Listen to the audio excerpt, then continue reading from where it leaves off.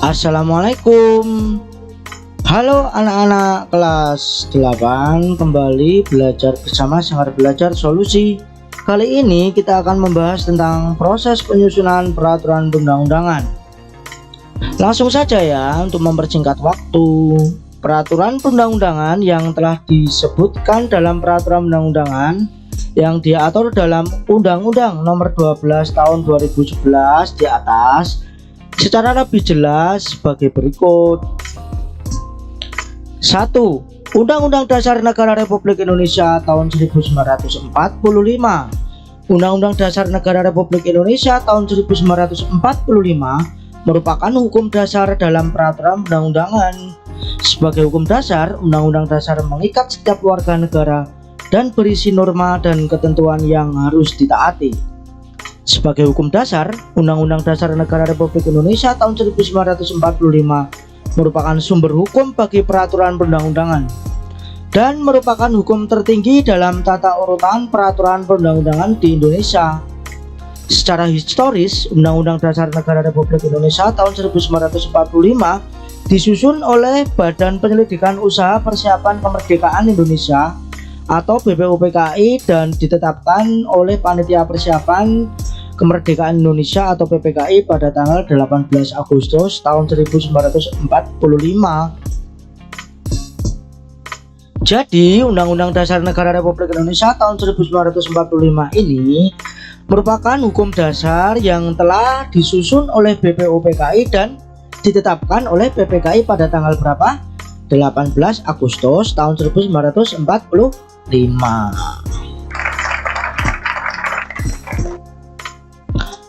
Majelis Permusyawaratan Rakyat berwenang mengubah dan menetapkan Undang-Undang Dasar sesuai amanat pasal 3 ayat 1 Undang-Undang Dasar Negara Republik Indonesia tahun 1945. Perubahan Undang-Undang Dasar Negara Republik Indonesia tahun 1945 sudah dilakukan sebanyak 4 kali perubahan. Perubahan ini dilakukan sebagai jawaban atas tuntutan reformasi dalam sistem pemerintahan di Indonesia. Tata urutan perubahan Undang-Undang Dasar ditegaskan dalam pasal 37 Undang-Undang Dasar Negara Republik Indonesia tahun 1945 secara singkat sebagai berikut. 1. Usulan perubahan pasal-pasal diajukan oleh sekurang-kurangnya sepertiga dari jumlah anggota MPR dan disampaikan secara tertulis yang memuat bagian yang diusulkan untuk diubah beserta alasannya. Yang kedua, sidang MPR untuk mengubah pasal-pasal dihadiri sekurang-kurangnya 2/3 anggota MPR. Ketiga, putusan untuk mengubah disetujui oleh sekurang-kurangnya 50% ditambah 1 dari anggota MPR. Keempat, khusus mengenai bentuk Undang-Undang Dasar bentuk Negara Kesatuan Republik Indonesia tidak dapat dilakukan perubahan ya, harus negara kesatuan. Perlu kalian pahami bahwa dalam perubahan Undang-Undang Dasar Negara Republik Indonesia tahun 1945 terdapat beberapa kesepakatan dasar, yaitu 1. Seperti yang sudah kita sampaikan pertemuan sebelumnya ya, tidak boleh mengubah pembukaannya. 2. Tetap mempertahankan NKRI. 3. Mempertegas sistem pemerintahan presidensial. 4. Penjelasan Undang-Undang Dasar yang memuat hal-hal bersifat normatif akan dimasukkan ke dalam pasal-pasal. 5. Melakukan perubahan dengan cara adendum, artinya menambahkan pasal perubahan tanpa menghilangkan pasal sebelumnya. Tujuannya perubahan bersifat adendum untuk kepentingan bukti sejarah. Nah, perubahan Undang-Undang Dasar itu dapat dilakukan dengan mekanisme di bawah ini. Yang pertama, usul diajukan oleh sekurang-kurangnya sepertiga dari jumlah anggota MPR sesuai dengan pasal 37 ayat 1. Selanjutnya, diajukan secara tertulis dan ditunjukkan dengan jelas bagian yang diusulkan untuk diubah beserta alasannya sesuai dengan pasal 37 ayat 2. Nah, sidang MPR dihadiri sekurang-kurangnya 2/3 dari jumlah anggota MPR. Selanjutnya, putusan dilakukan dengan persetujuan sekurang-kurangnya 50% 1 anggota dari seluruh anggota MPR. 2. Ketetapan MPR. Ketika MPRS dan MPR masih berkedudukan sebagai lembaga tertinggi negara, salah satu produk hukum MPR adalah ketetapan MPR. Ketetapan MPR adalah putusan majelis yang memiliki kekuatan hukum mengikat ke dalam dan keluar majelis. Mengikat ke dalam berarti mengikat kepada seluruh anggota majelis. Mengikat keluar berarti setiap warga negara, lembaga negara masyarakat, dan lembaga negara terkait atau terikat oleh MPR. Adapun yang dimaksud ketetapan MPR dalam Undang-Undang Nomor 12 Tahun 2011 adalah ketetapan MPR sementara dan ketetapan MPR yang masih berlaku sebagaimana dimaksud pasal 2 dan pasal 4 Ketetapan MPR Permusyawaratan Rakyat Republik Indonesia Nomor 1/MPR 2003 tentang peninjauan terhadap materi dan status hukum ketetapan MPR sementara dan ketetapan MPR tahun 1960 sampai dengan tahun 2002 tanggal 7 Agustus 2003. Daftar ketetapan MPR yang masih berlaku bisa kalian lihat di buku paket ya. Pasal 2 Ketetapan MPR Nomor 1/MPR 2003 menegaskan bahwa beberapa ketetapan MPR dan MPRS yang masih berlaku ada 1 MPRS nomor berapa ini 25 MPRS tahun 1966 dan seterusnya. Jadi yang masih berlaku tuh dari tahun 60 sampai 2002 ya. Yang ketiga, tata urutan peraturan undang-undangan yaitu undang-undang dan peraturan pemerintah pengganti undang-undang. Undang-undang adalah peraturan perundang-undangan yang dibentuk oleh DPR dengan persetujuan bersama Presiden. Peraturan pemerintah pengganti undang-undang adalah peraturan yang ditetapkan oleh Presiden, dalam hal ini ikhwal kegentingan yang memaksa. Jadi peraturan Presiden ini dikeluarkan dalam keadaan yang terpaksa. Undang-undang dan peraturan pemerintah pengganti undang-undang memiliki kedudukan yang sederajat. DPR merupakan lembaga negara yang memegang kekuasaan membentuk undang-undang berdasarkan pasal 20 ayat 1 Undang-Undang Dasar Negara Republik Indonesia tahun 1945. Namun kekuasaan ini harus persetujuan Presiden. Jadi undang-undang atau peraturan pemerintah pengganti undang-undang itu bisa diusulkan oleh DPR beserta Presiden, tentunya dengan persetujuan kedua belah pihak tersebut ya. Suatu rancangan undang-undang dapat diusulkan oleh DPR atau Presiden. Dewan Perwakilan Daerah juga dapat mengusulkan rancangan undang-undang dasar tertentu kepada DPR. Proses pembuatan undang-undang apabila rancangan diusulkan oleh DPR sebagai berikut. 1. DPR mengajukan rancangan undang-undang secara tertulis kepada Presiden. 2. Presiden menugasi menteri terkait untuk membahas rancangan undang-undang bersama DPR. 3. Apabila disetujui oleh DPR dan Presiden, selanjutnya rancangan undang-undang disahkan oleh Presiden menjadi undang-undang. Nah, proses pembentukan undang-undang itu dapat dilihat pada skema berikut ini. Jadi dapat diusulkan oleh DPR dan Presiden dan anggota DPD ya. Proses pembuatan undang-undang apabila diusulkan oleh DPD itu ada 4 langkah. Yang pertama, DPD mengajukan usul rancangan undang-undang kepada DPR secara tertulis. Kedua, DPR membahas rancangan undang-undang yang diusulkan oleh DPD melalui alat kelengkapan DPR. DPR mengajukan rancangan undang-undang secara tertulis kepada Presiden. Presiden menugasi menteri terkait untuk membahas rancangan undang-undang bersama DPR. Apabila disetujui bersama oleh DPR dan Presiden, selanjutnya rancangan undang-undang disahkan oleh Presiden menjadi undang-undang. Nah, berikut ini adalah ajuan undang-undang atau proses pembuatan undang-undang yang diusulkan oleh DPD. Jadi undang-undang ini bisa diusulkan oleh DPR, DPR dan DPD. Jadi ada 3 ya, Presiden, DPR dan DPD. Di samping undang-undang ada peraturan undang-undangan yang secara kedudukannya dengan undang-undang, yaitu peraturan pemerintah pengganti undang-undang. Peraturan pemerintah pengganti undang-undang atau Perpu adalah peraturan perundang-undangan yang dikeluarkan oleh presiden karena keadaan genting atau memaksa. Nah ini tadi ya, peraturan presiden itu dikeluarkan dengan dalam kondisi yang genting. 4. Peraturan pemerintah atau PP. Peraturan pemerintah adalah peraturan perundang-undangan yang ditetapkan oleh presiden untuk melaksanakan undang-undang sebagaimana mestinya.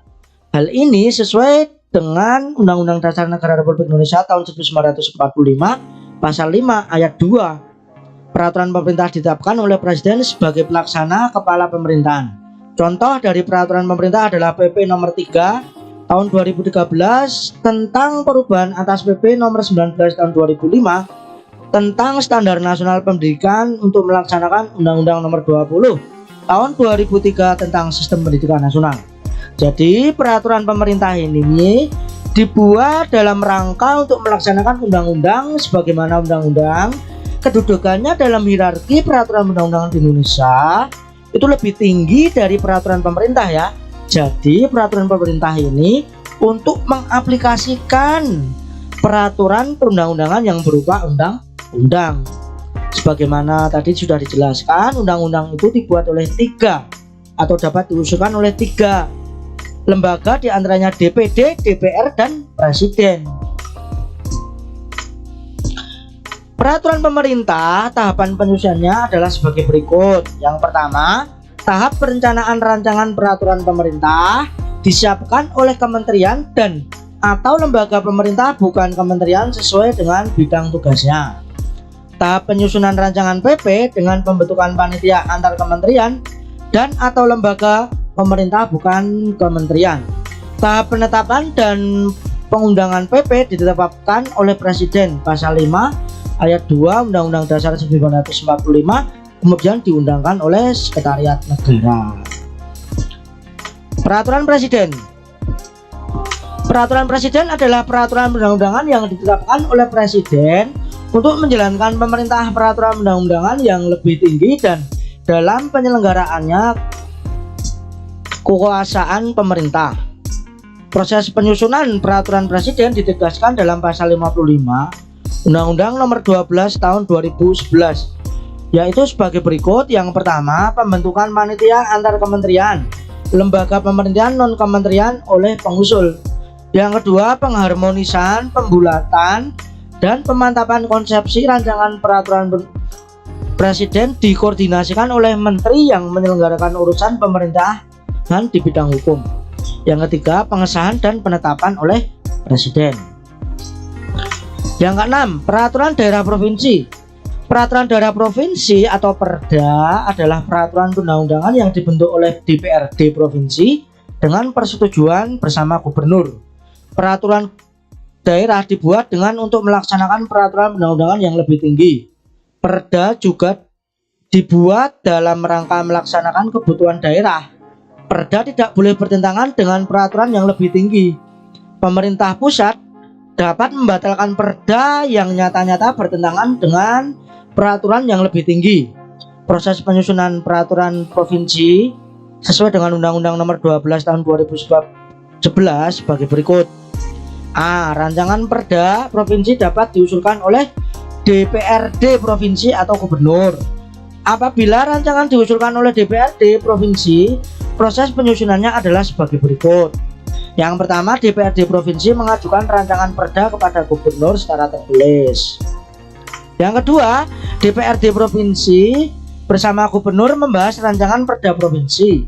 Yang ketiga, apabila memperoleh persetujuan bersama, rancangan perda disahkan oleh gubernur menjadi perda provinsi. Jadi perda provinsi ini bisa dibatalkan jika ada peraturan perundang-undangan yang perda provinsi tersebut bertentangan dengan peraturan di atasnya ya. Nah, ini adalah tata urutan peraturan perundang-undangan yang sebelum direvisi, yaitu berdasarkan Undang-Undang Nomor 11 Tahun 2012. Ini adalah tata urutan yang lama. Jadi misalnya perda itu bertentangan dengan peraturan di atasnya, maka pemerintah diberi kekuasaan untuk membatalkan peraturan gubernur tersebut. Selanjutnya, apabila rancangan diusulkan oleh gubernur, proses penyusunan adalah sebagai berikut. 1. Gubernur mengajukan rancangan perda kepada DPRD provinsi secara tertulis. 2. DPRD provinsi bersama gubernur membahas rancangan perda.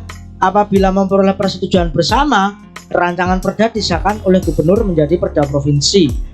Jadi untuk perda provinsi itu bisa diusulkan oleh DPRD provinsi dan gubernur ya. Tetap yang mengesahkan yaitu gubernur. Peraturan daerah kabupaten atau kota adalah peraturan perundang-undangan yang dibentuk oleh DPRD kabupaten dengan persetujuan bersama bupati atau wali kota. Perda dibentuk sesuai dengan kebutuhan daerah yang bersangkutan, sehingga peraturan daerah dapat berbeda-beda antara satu daerah dan daerah yang lainnya. Nah, peraturan daerah kabupaten ini juga bisa dibatalkan apabila bertentangan dengan peraturan yang lebih tinggi di atasnya. Proses penyusunan peraturan daerah kabupaten atau kota sesuai dengan Undang-Undang Nomor 12 Tahun 2011 adalah sebagai berikut. A. Rancangan perda kabupaten kota dapat diusulkan oleh DPRD kabupaten kota atau bupati atau wali kota. Jadi sama dengan perda gubernur. Perbedaannya kalau yang usul di perda kabupaten atau kota itu adalah DPRD kabupaten atau kota atau bupati dan wali kota ya. B. Apabila rancangan diusulkan oleh DPRD kabupaten kota, proses penyusunannya adalah sebagai berikut. 1. DPRD kabupaten kota mengajukan rancangan perda kepada bupati atau wali kota secara tertulis. 2. DPRD kabupaten kota bersama bupati wali kota membahas rancangan perda kabupaten atau kota. 3. Apabila memperoleh persetujuan bersama, rancangan perda disahkan oleh bupati wali kota menjadi perda kabupaten atau kota. Nah, apabila diusulkan oleh bupati atau wali kota, proses penyusunannya adalah sebagai berikut. Bupati mengajukan rancangan perda kepada DPRD kabupaten atau kota secara tertulis. Yang kedua, DPRD kabupaten kota bersama bupati membahas rancangan perda kabupaten atau kota. Apabila memperoleh persetujuan bersama, rancangan perda disahkan oleh bupati wali kota menjadi perda kabupaten atau kota. Jadi untuk perda kabupaten atau kota itu bisa diusulkan oleh bupati atau wali kota dan DPRD kabupaten atau kota ya. Kemudian dibahas bersama, jika disetujui maka disahkan oleh bupati atau wali kota. Lahirlah menjadi perda kabupaten kota. Demikian materi hari ini, ada kurang lebihnya saya mohon maaf. Apabila terlalu banyak, emang materinya seperti ini ya anak-anak, banyak sekali. Mohon maaf. Saya undur diri dulu, saya akhiri. Wassalamualaikum warahmatullahi wabarakatuh.